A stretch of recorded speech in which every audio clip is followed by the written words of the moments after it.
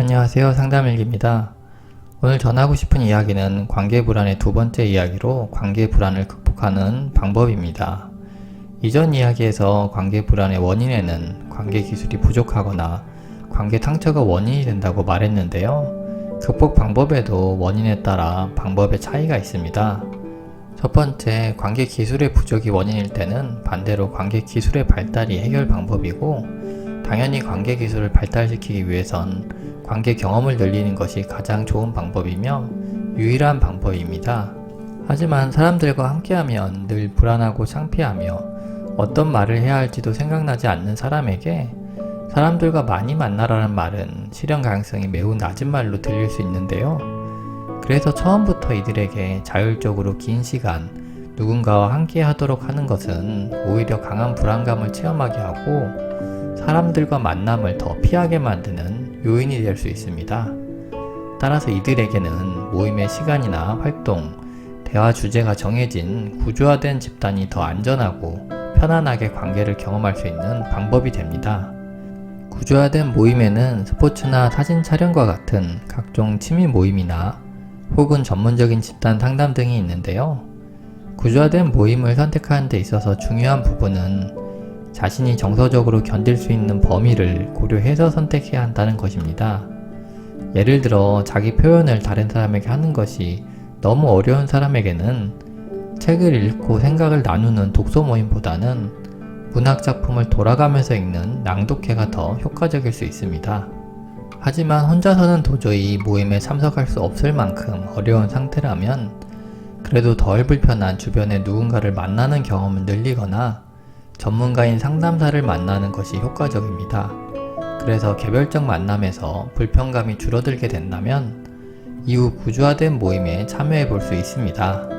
두 번째로 관계 상처로 인한 경우에는 관계 기술의 부족보다 극복에 더 많은 시간과 노력이 필요합니다. 그 이유는 이들이 근본적으로 나아지기 위해선 상처를 경험하면서 왜곡되었던 나는 잘못된 존재이다 라는 부정적 자기상의 변화가 필요하기 때문입니다. 부정적 자기상은 무의식 속 깊이 자리잡고 있어서 인식되기 힘들며 불쑥불쑥 분노나 불안 등 불편하고 고통스러운 감정을 유발합니다. 이들은 이러한 감정의 원인이 나는 잘못된 존재이다 라는 자기상 때문에 스스로가 사람들과 함께할 때면 저 사람들이 나를 무시하고 있어, 비난하고 있어 라고 해석함으로써 생겨나고 있음을 알지 못합니다. 당신이 했던 그 말이 사실 나를 비난했던 거야. 당신이 보였던 그 눈빛은 나를 무시하고 있었어. 그렇게 이들은 자기 내면의 목소리를 다른 사람에게 돌려서 그들에게 화를 내고 원망하며 관계를 파괴하거나 회피합니다. 따라서 왜곡된 자아상의 변화를 위해 가장 우선시해야 하는 것은 내가 느끼는 불편하고 고통스러운 감정의 원인이 다른 사람 때문이 아니라 나 자신에게 있음을 받아들여야 합니다. 감정의 원인이 자신에게 있음을 알기 위해선 먼저 감정과 생각의 분리가 필요합니다.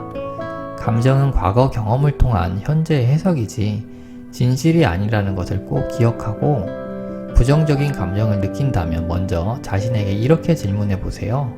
이 감정의 원인을 타인에게 돌릴 만한 충분히 합리적이고 객관적인 근거가 있는가? 이 감정의 원인을 타인에게 돌렸을 때 나에게 유익함이 있는가? 이 질문을 통해 충분한 근거나 유익함이 없다면 내가 느끼는 감정은 내 안의 상처로 인해 발생하는 것입니다. 몸에 난 상처가 클수록 고통이 큰 것처럼 마음의 상처도 클수록 내가 느끼는 부정적 감정도 커지고 타인을 향한 원망도 커집니다. 그럴 때면 그 감정을 타인에게 돌리지 말고 그만큼 더 자신을 위로해 주어야 합니다. 지금 내가 고통스러운 것은 저 사람 때문이 아니라 내 안의 상처 때문이야.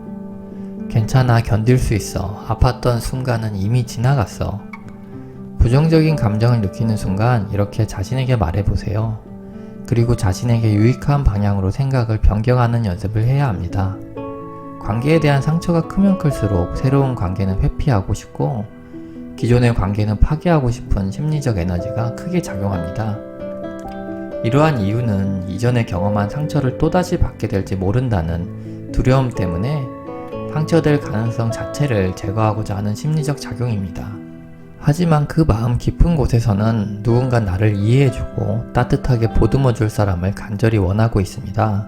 마음에 상처를 주는 것도 관계이지만 마음을 회복시키는 것도 관계라는 것을 우리는 이미 알고 있기 때문입니다. 용기를 내서 다가가세요. 당신을 위로해줄 누군가도 당신이 다가가야 만날 수 있습니다.